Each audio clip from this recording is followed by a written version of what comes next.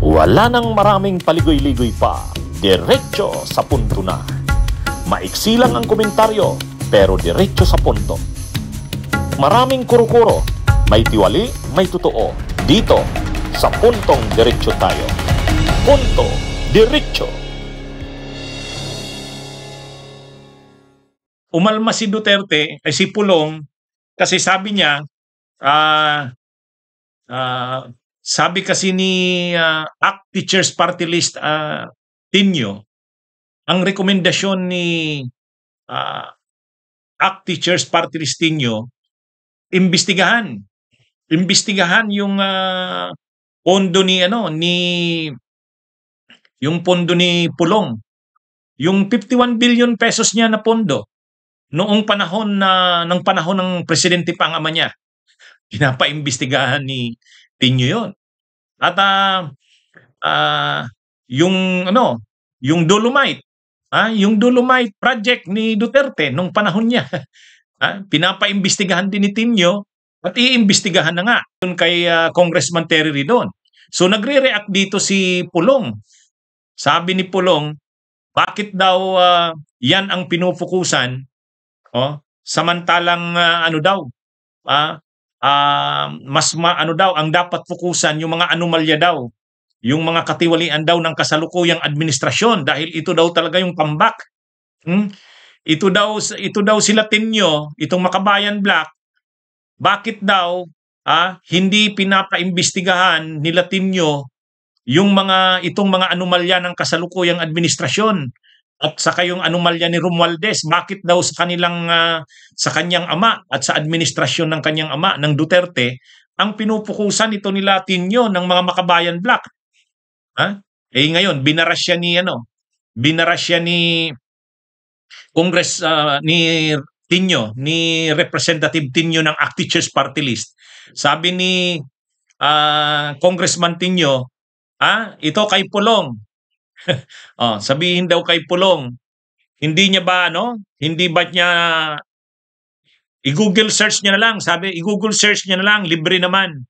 Wag niya kaming inaakusahan na parang ang pinupukusan lang ng Makabayan Black ay yung tungkol sa anomalya ng Duterte. Hindi yun, sabi ni Tinio. Kung isi-search mo sa Google, malalaman na ang panawagan ng Makabayan Black, kahit yung mga anomalya sa panahon ni Marcos ay pananagutan ng administrasyon ni Marcos, dapat ding imbestigahan. Kaya nga, ayon kay Tinio, kaya nga yung rally ng mga anti-corruption rallies noong September 21 ay mayroong rally sa Luneta, yung baha sa Luneta, kanila yon. Yung isa naman na grupo, yung Trillion Peso March, yung sa simbahan yon at saka sa Tindig Pilipinas at Bayan, doon walang binabanggit doon tungkol kay Marcos. Kaya nga sabi ni Tinio, hindi sila sumama doon sa EDSA PPM kasi bawal banggitin si Marcos doon.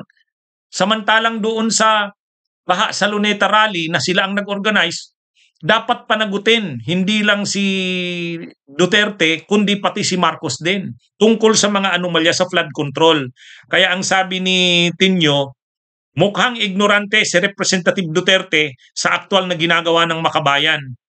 Dahil tayo ang pangunahing naniningil sa korupsyon ng Marcos Jr. administration at Duterte administration. Sabi kasi ni Pulong, noong tunay na ninanakawan ang bayan, tahimik kayong lahat. Noong bilyones ang nawala, nasaan kayong mga magagaling na umuusig? Yan yung akusasyon ni Pulong sa Makabayan Black.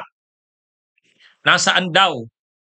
Nasaan ang Makabayan Black habang napakarami daw ang ninanakaw sa bayan? Ang tinutukoy ni Pulong, yung mga lumalabas ngayon na nakawan. Parang ang inaakusahan ang sinasabi ni Pulong kay Congressman Tinio, bakit pagdating sa Duterte gusto niyong imbestigahan yung mga Dolomite na yan, yung proyekto niya daw noong 2019 to 2022, bakit yung malalaking mga nakawan, ang tinutukoy niya itong kila Romualdez, itong kila Saldico, itong kay Marcos, bakit daw nananahimik ang Makabayan Black? Ay ang sabi ni Congressman Tinio ng Makabayan Black, ignorante ka, Ignorante ka, Pulong Duterte. Mag-Google search ka, libre naman. Ganun ang pagkakasabi ni Tinio. Makikita mo na kami sa Makabayan Black, sabi niya, sabi ni Congressman Tinio, pareho namin pinapanagot, mag-Duterte, mag-Marcos. Kaya wag mo kaming akusahan na kayong Duterte lang ang gusto naming mapanagot. Pati sa Marcos, pinapanagot namin, sabi ni Tinio. Oo nga naman. Yun nga yung pagkakaiba ng Makabayan Black eh. Duterte at Marcos, pareho panagutin. Na ano nga naman, nasupalpal nga naman si si Pulong Duterte. Ang akala kasi ni Pulong Duterte, ang panawagan lang ng Makabayan Black ay yung pagpapanagot sa Duterte. Hindi nga naman nag-research si Pulong. Ito nga namang Makabayan Black, pareho ang panawagan. Marcos Duterte, pareho panagutin.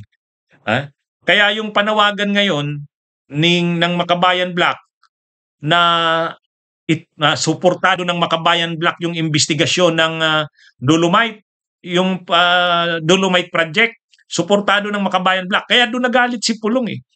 Kasi bakit daw kailangan pang balikan yung Dolomite na yan? Ay syempre, 349 yata yan o 329 million pesos. Basta lampas 300 million pesos yan. Imagine niyo yung ganyan kalaki ang halaga ng proyekto na yan. Hindi malinaw. Ano bang naging pakinabang ng tao dyan? Tinibag pa yung bundok ng Cebu kasi galing ng Cebu yan, yung Dolomite na yan. Tapos malamang nga, contributory pa yung mga pagtibag ng bundok ng Cebu dito sa matinding pagbaha na naganap ngayon doon. 329 million yata yun. Kaya ngayon mag-iimbestiga na ayon kay Congressman Terry Ridon. At sinusuportahan ito ng Makabayan Black. Diyan umalma ngayon si Pulong. Galit si Pulong. Bakit daw iimbestigahan yan? Parang ang tingin nila Pulong at ng mga DDS, diversionary ito. Parang sa kanila, idadivert yung atensyon. Sa halip na fumukus sa mga anomalya ngayon, bakit daw ibabalik pa sa panahon ng Duterte? Ang paninindigan talaga kasi ng mga anti-corruption advocates, lahat dapat managot. Ibig sabihin, yung mga anomalya sa panahon ng Marcos at yung mga anomalya sa panahon ng Duterte, lahat yan dapat mapanagot. Yun ang Ang gusto kasi nila Pulong, yung panahon lang ng 2022 to 2025, yung panahon lang ng Marcos. Yung panahon nila, ng administrasyon ng kanyang ama, wag nang pakialaman yon. Kapag daw pinakialaman yon, yun ang sinasabi nilang dinadivert ang issue mula sa mga anomalya ngayon. Hindi yun pag-divert. Ang ibig lang sabihin nun, pinapalawak lang yung coverage ng investigasyon na mapanagot ang lahat. Lahat. Hindi lang yung nangyayari ngayon sa panahon ng kasalukuyang administrasyon, kundi kahit yung nakaraang administrasyon. Yun ang ayaw ng mga DDS. Kahit si Rodante Marcoleta ayaw. Ang sabi ni Rodante Marcoleta, ang tawag niya doon, diversion and deflection. Kapag gano'n na daw ang ginawa, ano daw yan, hindi na tama. Ganun din ang sabi ni Bato. Kapag inimbestigahan na daw yung panahon ni Duterte, anuhan na yan, lokohan na yan. Yun ang sinasabi ni Bato. Anyway, mga kabunyog, mga kababayan, itong ito ay tatambakan. Tatambakan ng investigasyon nitong susunod na mga araw ang mga Duterte. Kasi yung mga flood control sa Davao, binisita na ngayon ng ICI. Ayan, lalabas na rin yan. Nag-press ko na si Asurin, yung isang miyembro ng ICI.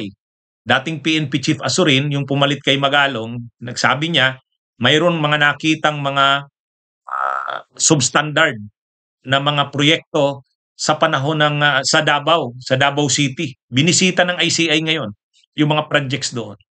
At yun na nga, kahit yung proyekto ni Pulong noong 2019 to 2022, mula doon sa 51 billion niya, pinapaimbestigahan din ni Tinio ngayon.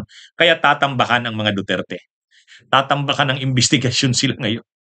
Bunyog, bunyog, halikan na kasama ka. Bunyog, kapag buklod ay may pag-asa. Luzon, Visayas, Mindanao, isa ang pananaw. Sa bagong Pilipinas ang bunyog isisigaw.